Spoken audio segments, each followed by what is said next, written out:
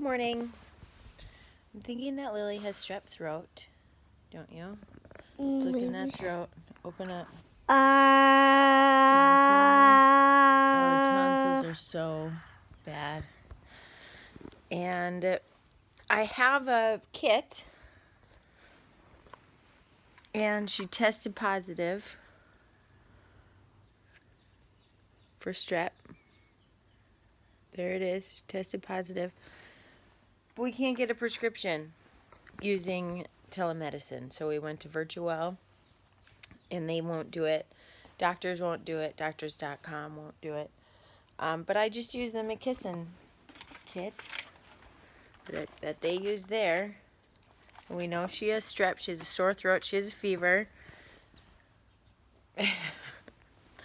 And I can't get a prescription. So this is what I'm going to do. I'm going to create the business to private label those strep tests, so each Virtual company or telemedicine company can have their own, branded theirs, and then send to a patient like me.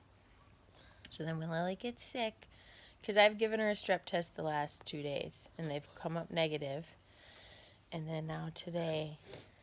So positive. sad. But now we have to go to the doctor when we know you're sick.